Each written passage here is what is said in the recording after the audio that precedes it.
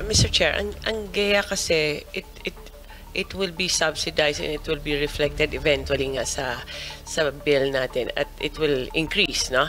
But as on an overall, because of GEA also, we are also in our energy mix will be included cheaper renewable energy. So may balancing din na rin yan. Kung bumibili ka ng ang generation mo, may epekto din dyan, nabababa din siya pero umaakyat din yung subsidy mo. But I think overall, it will be more of a reduction rather than increase, Mr. Chair. Sana mapil natin, Madam Secretary, ano? Kaya lalong-lalo na po yung mga consumers po natin na talagang mahirap na mahirap. Patuloy po silang nagte-text kay Chairman Sherwin. Sabi nila, pinakikita po kasi sa akin ni Mr. Chair yung mga text messages almost every day. Mr. Chair, sabi nila, baka naman we can bend the law to make the people happy. Hindi, pinakikita mo kasi talaga pong because of that, tad na po kami ng ng text messages eh. You want us to be happy, Mr. Chair, sabi nila. Papayagin nyo na yung ERC na you bend the law. Ha?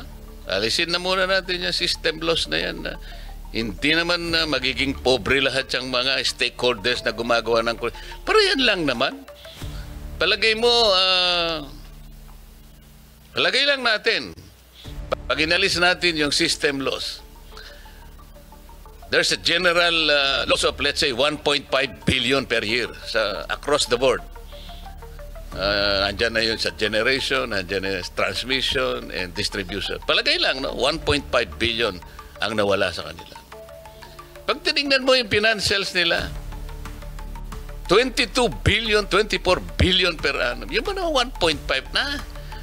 Ang laki bagay ba naman sa... Pero yung 1.5 billion na natipid po across the board doon sa mga consumers natin, nararamdaman po nila yun. Yun po yung principle. Pasensya na po kayo at ako'y talagang makulit sa ganito. Mr. Chair, because we're talking here of not just Meralco but also the electric cooperatives. Oo naman. Doon sa singil nila, wala nga din silang return na binibigay sa kanila. Kaya kung sila din ang mag-absorb ng cost ng system loss na yan, ay baka mas mahirapan po ang kanilang operasyon.